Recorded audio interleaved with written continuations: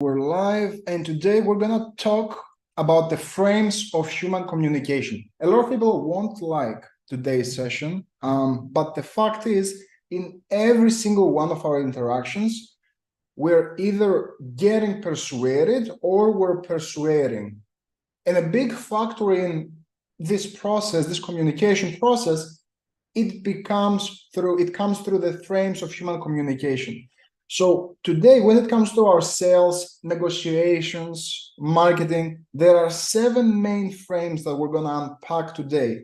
And this happens in your day-to-day. I don't care if you're talking with a neighbor. I don't care if you're negotiating your rent. I don't care if you're selling $5 things or $500,000 things. These frames play a big role on how you handle the conversations, but also how other people coming into the conversation see you. So let's get started with the first one is the power frame. Now, what's the power frame?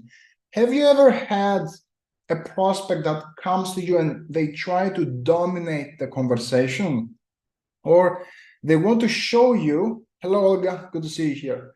They want to show you how important they are, either through the clothes they wear, they're very flashy, or with their attitude, they're very direct to the point, and they try to impose themselves on you. This is a classic, essentially, manifestation of the power frame. Essentially, the person tries to strong arm you into getting what they want out of you, just from a power point of view. They feel that they are higher status than you, maybe in terms of wealth, maybe in terms of knowledge, maybe in terms of how they feel overall, and they try to overpower you.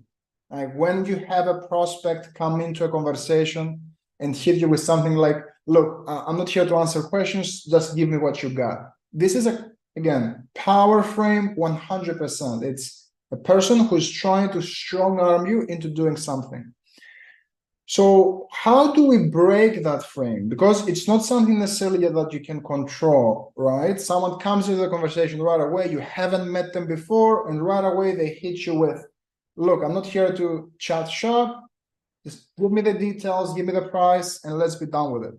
How do we break that frame so we can still take control of the conversation and be able to walk them through a sales process? So there are 3 ways. There's denial, when we deny the frame altogether. There's defiance, where we defy that they are higher status than us. And there's reluctance. So let's map it out exactly. When it comes to how do we deny that frame, right? For example, they tell you, just give me the prices. The easiest way to break that is, no, I won't be able to do that right now. So it's just denying the power that they portray over you, right? It's a simple denial. Hey, I'm not here to answer any questions, just give me price. And you say, that's not how we do things over here. Now, is it the most, the softest way to handle it? No, that's why I'm giving you 3 different options. I'm going to give you all the ways to break the different frames, and I'm going to give you my recommended one as well. But it's good for you to know each one, because you don't want other people to do those onto you. Like, I want to arm you for every possible scenario, because you might enter a conversation where you try to establish the power frame and the other person breaks your frame. So I want you to be prepared for everything. So the first one is denial. No, we don't do that here. Here's how it works. And now you have a clash of frames, right? Because you're trying to status each other. Then there's defiance. So you can say something like, yeah, and we have an entire hour going, to go over that. Now, if you're not convinced that we are someone that can help you, really, there's nothing more that I can do. So how we approach it there, I'm going to repeat myself, is we defy. It's kind of like we try to diffuse their power frame by saying, well, I don't know if you like it or not, but that's all I got. So the defiance frame is they come in hot and heavy. Hey, just give me the price. I'm done with answering questions.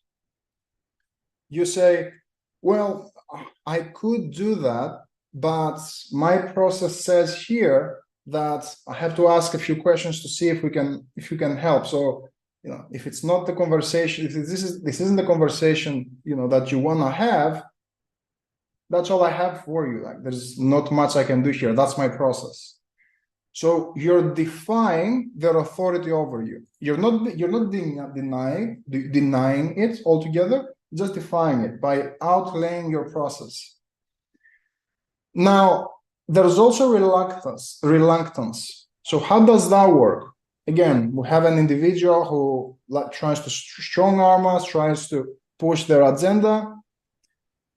Here's how we take things away. We can say something like, well, it seems like overall from our conversation here, Chris, it seems like even if you like the price and the product, it wouldn't even matter to you anyway, because it seems like you're happy with your current vendor or your current solution. So never mind. It's just better for us to go on our day.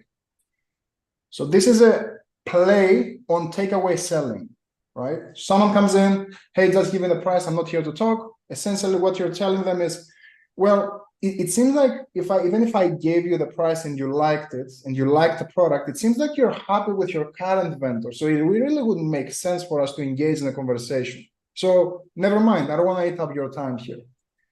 So essentially, you're taking away your product and the sale, and you want them to go in, and typically they go back in and they save it. No, well, I'm asking price. That's why I'm asking you price, because I am interested.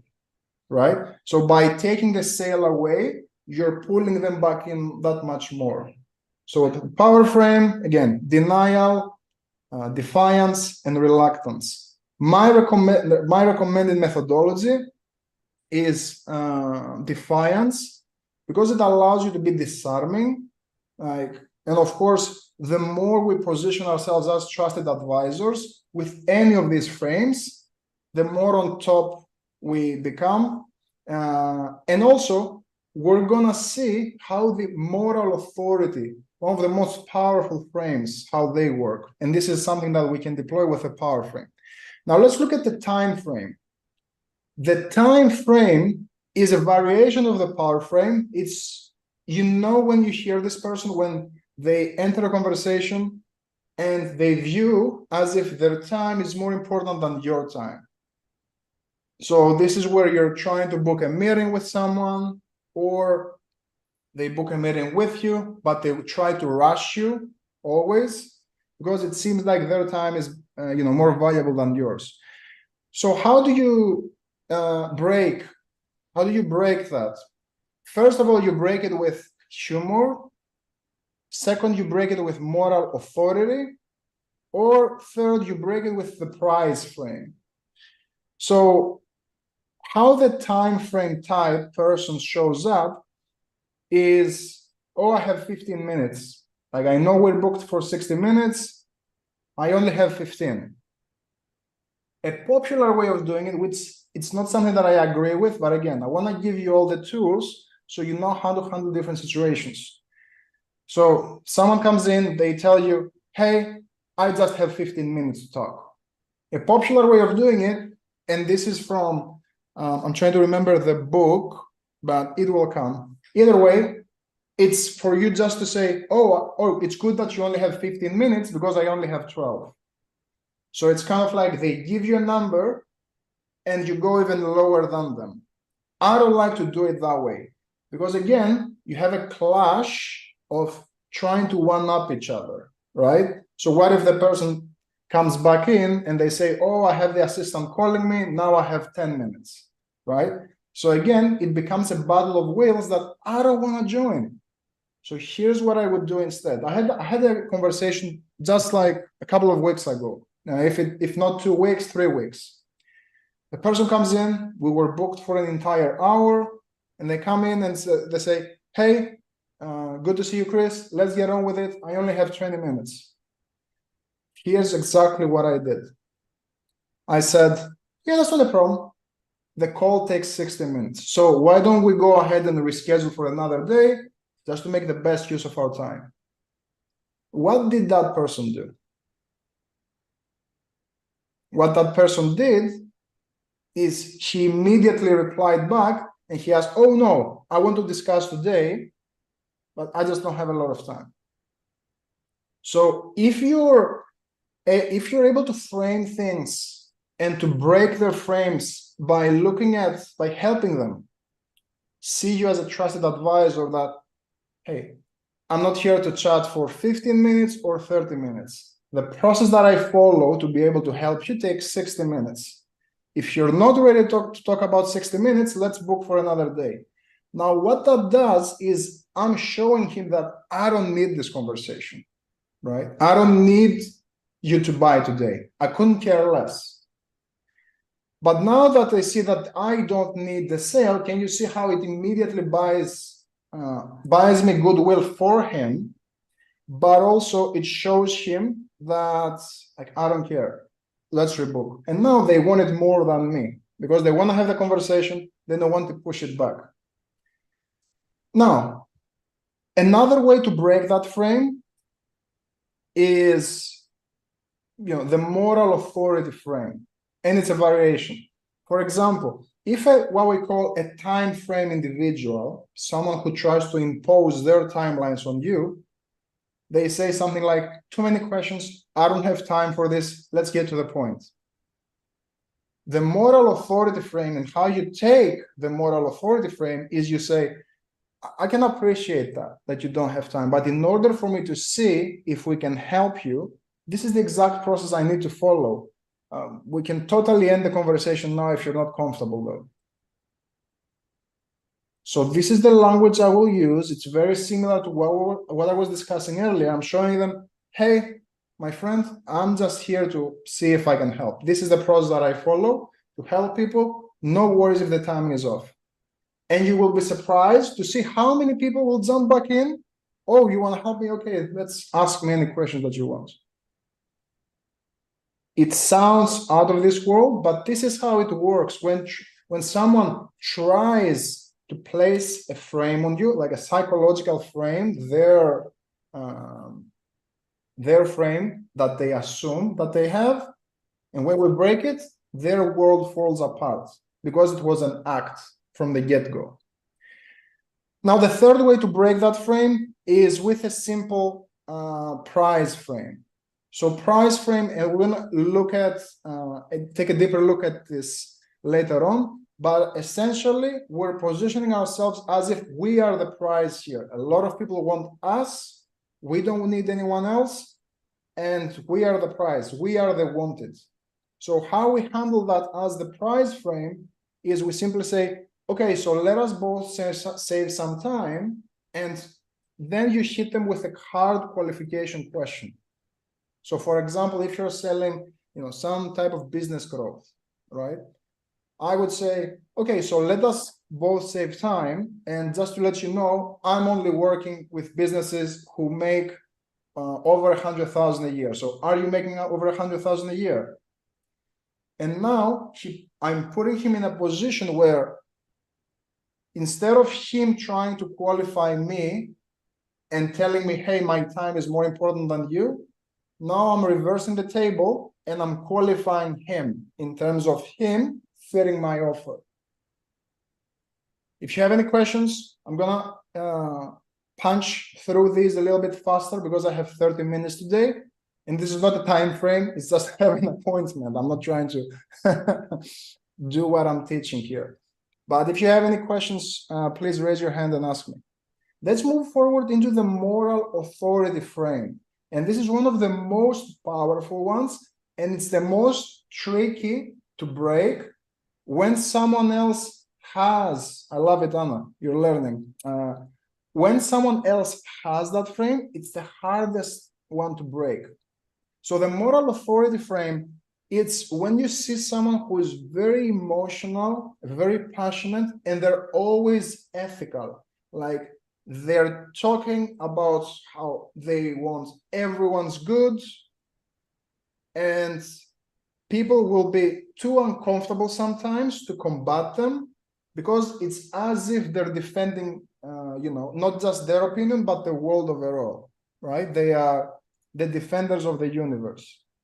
And that's what the moral authority means. It's kind of like they're putting on them a mask or the frame of someone who always does things by the book, and they're very calculated. So how we break that frame is, again, we have three ways. We have the narrative frame, we have the higher authority frame, and we also have the reverse moral authority frame. So when it comes to the narrative frame, how you break it, it's essentially you have to tell a story about how you helped larger organizations than them. So if someone comes into a conversation and they say, well, I'm not really sure if I'm not really sure if your service is going to be a good fit for us because we're very purpose driven, we're only doing things by the book, and I'm not really sure if you can help us or not. So this is when you have someone with a strong moral authority frame. And how I'm going to break it is I'm going to tell a story about a larger organization than them with the same purpose, with the same values, how I help them. So for me, if I'm selling sales coaching or sales consulting, and someone comes in and they tell me, hey, we don't want to use manipulative strategies because we really care for our clients and this and that, and I'm not really sure if you can help us. What I'll say is, oh yeah, I completely understand, and that's the exact same purpose and mission that 8-figure company that I worked with has. Do you align with that company's vision and purpose? I mean, yes, we do. They are, a larger company than us. So, and now what I've done is I broke their frame. Like they don't have anything else to add because I showed them that essentially I've already worked with people higher up the food chain than them.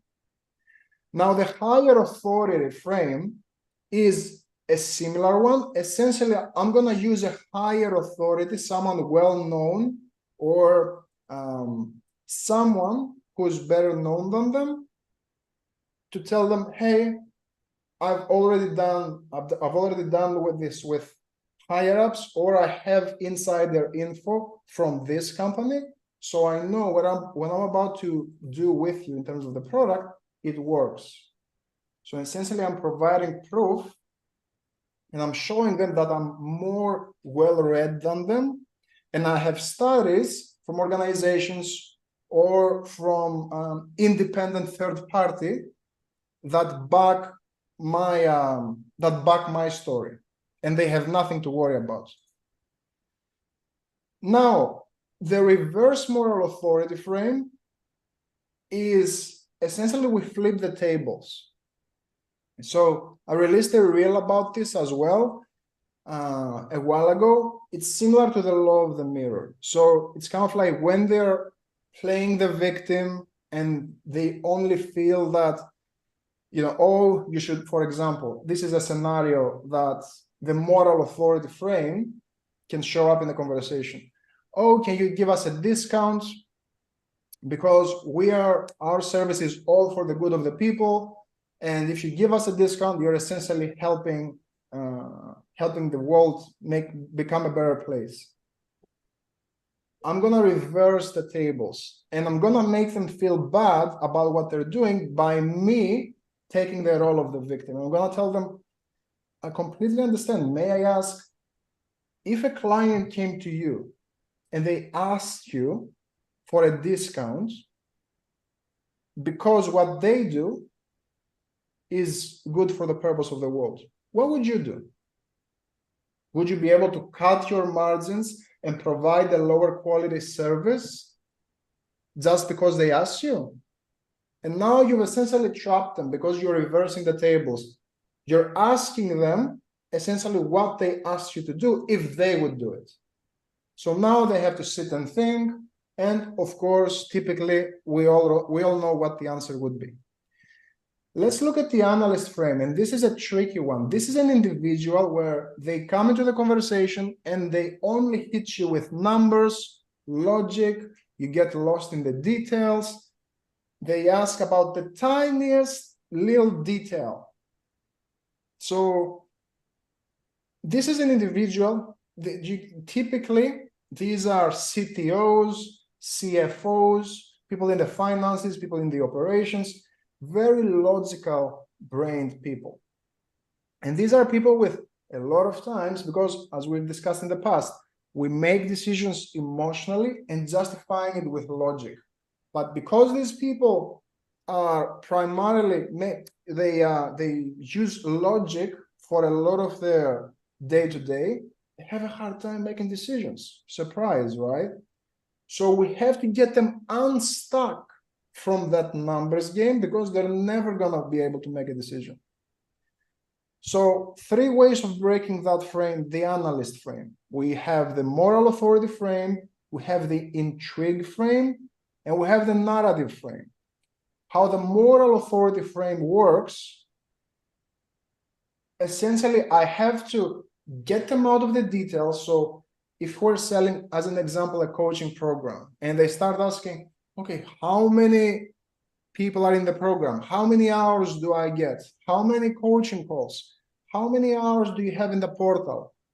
And we get stuck and lost in all those numbers.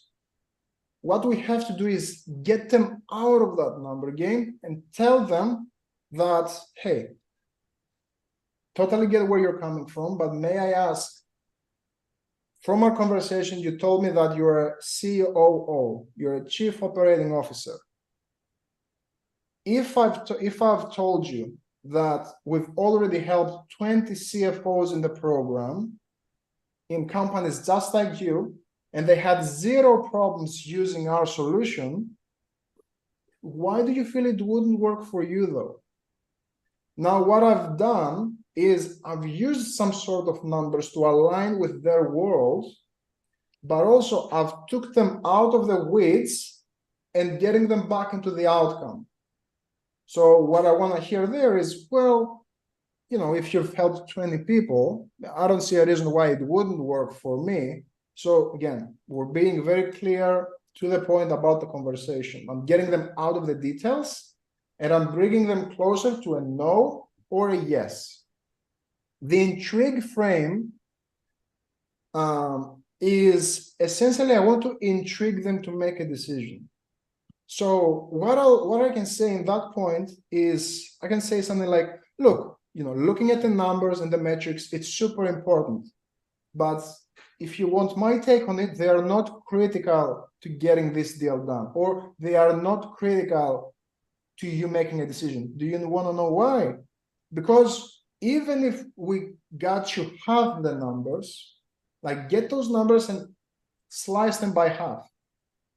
Would it be worth it for you to do X and Y and Z? And typically the answer is going to be yes. So if we unpack that idea a little bit more, essentially what I'm telling them is, you know, let's forget about the numbers and let's look at the depth. So if you got the minimum possible results, like if we're promising them that they're going to get 5 clients in the next 30 days, as an example, I'm telling them, look, let's put the 5 clients aside. If you got 1 client and 1 client only, would it be worth it for you? Yeah, I guess it would be worth it. The game is done, right? Because I'm simplifying the numbers to the minimum promise that I can make. And if it's still worth it for them, they can make a decision. And we're not lost in the details of, I'm going to get 3.5 clients or 6 clients. The last way to break that frame is the narrative frame. And we talked about that frame before, but essentially I'm trying to go from their rational brain to their emotional brain. And that's why I'm using a story. So I can say something like, yeah, we can keep looking at the numbers, but may I share a case study about how we helped a similar organization just like yours? Yeah, well, a COO, just like you, came to us, and what we were able to do is they were struggling with X and Y and Z problems, just like you. And when we implemented my methodology, they were able to get X and Y and Z results. Now I should ask, if we were able to get you X and Y and Z results, would it be worth it for you? And now, can you see how I took him from asking about the numbers to I transferred an emotion from a quick story, and now I got him back into a point where he can make a decision. And he says, yes, it would be worth it, or no, it wouldn't be worth it. Let's talk about the price frame. And this is something that we can set things up to become the price. So everything the prospect does as a ploy to win them over, we can reverse the table by becoming the prize. So how we become the prize is, first, we make the offer hyper selective. So there's a lot of scarcity at play here. And this is a lot to do with marketing as well. But we never give up anything for free. So we don't negotiate, we don't price drop, and we want to act as if we are the doctors. And if this is the clinic, like picture, this is my office and I'm a doctor, right out of the door, there are a line of patients waiting for treatment. So that person in front of me, if he's playing hard to get, what I'll do is, that's not a problem. If you're not interested, I have another 50 people waiting. So do you want to do it or do you not want to do it? So now I'm showing them that there's zero neediness for me to get the sale, and they wanted more than me. So with a scarcity, we can say something like, yeah, these are perfectly fine questions. Now we have to be, super selective when it comes to who we bring on, because we only bring 5 people a month. So if you do have a lot of questions and you are unsure, maybe it's not the best time for you to do something like this. So I guess what did you want to do? We also do, so we can also do it by progression.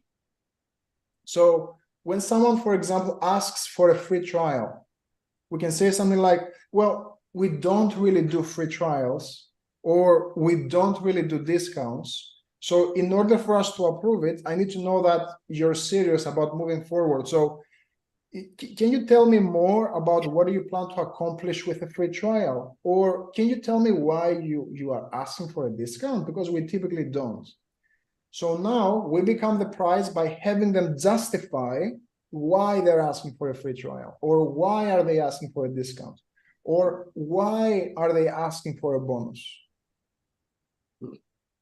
And also we have the typical reframe.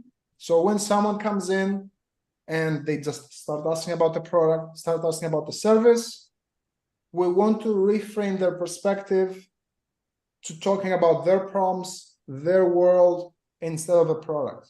So if they come in and ask me, hey, I want more details about this thing, the simplest reframe that I can do is, that's not a problem, happy to unpack it for you. Tell me a little bit more. What had you considering possibly buying this product in the first place? And now they will start giving you all the reasons why they were considering buying this. Let's move into the commodity frame.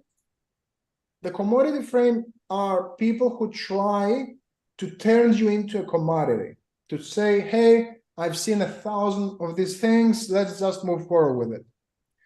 So these are typically people who have been pitched your service all the time. Hey, I know what you offer, just give me the details. How we break it is we want to cluster the message, I call it. So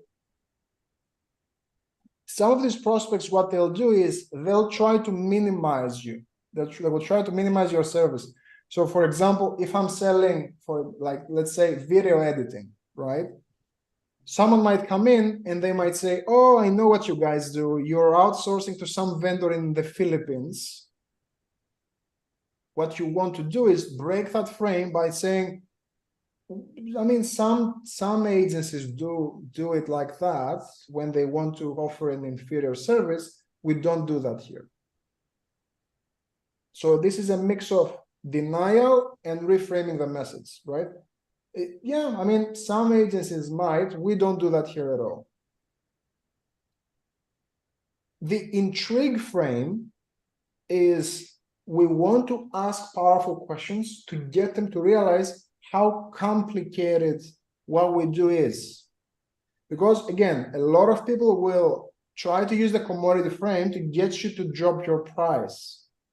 Like, I know what you guys do. All you guys do is this. So all I need is this. And like, if you want to give it to me for example, $500, otherwise I'll go elsewhere.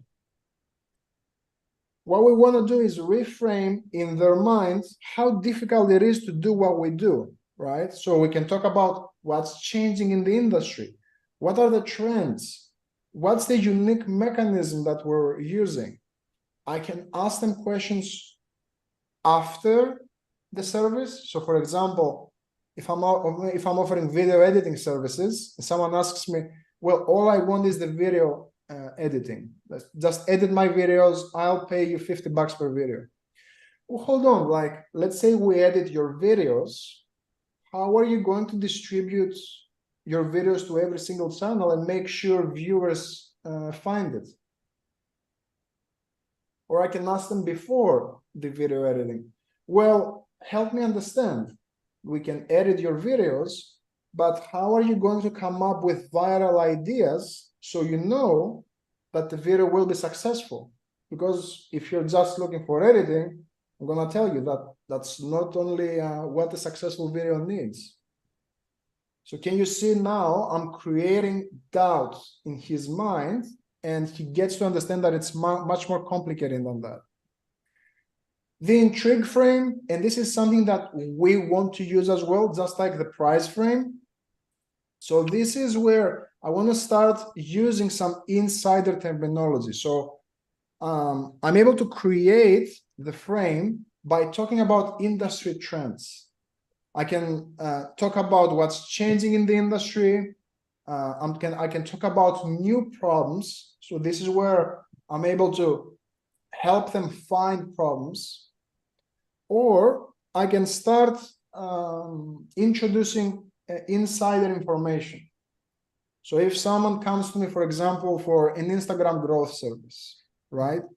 And they tell me, oh, yeah, I just want ideation about reels and, some image ideas.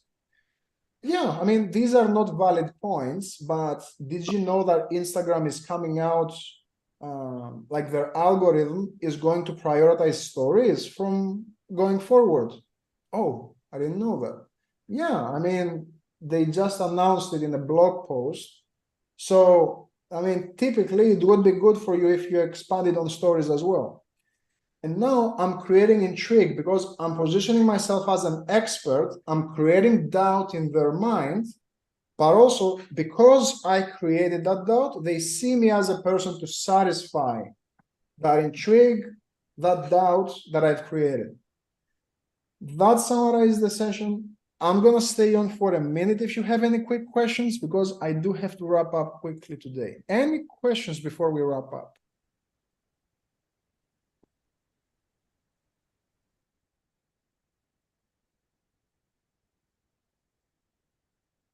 Any questions about the frames or anything else?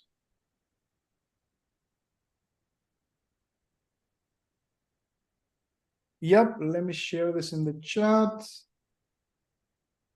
Yeah, I can see your question, Anna. On the last topic of doubt. Yeah, if they are existing customers, it works exactly the same. It's like if you're selling software, if I remember correctly, like just because they are customers doesn't mean that they're using the full service appropriately. It doesn't mean that they're using every single feature, and you want to ask them why they don't use a certain feature, you mean? And you want to ask them, why aren't you using a certain feature? Yeah, I can ask them, I can call them up, and I can ask them, hey, I noticed that, thank you for using our software. We really appreciate you as a customer. Just curious, I see that you're in X industry. Now, the other clients that we have in this industry, they're seeing great results from this feature because they can do X and Y and Z. So may I ask, why aren't you using that feature? That's the only thing that I would do. So I would stack proof, and I'm telling them, hey, these successful guys are using that feature. Why aren't you using it? Is it because you are not sure how to use it? Or you're not aware what kind of results that you're gonna get? I want you to win either way. Like, that's exactly what I'm gonna say. Doesn't hurt me if you're not using it. I just see that you're missing out on a ton of opportunity here. Cool. I have to wrap up. Good to see everyone, and stay tuned for the next one. Cheers.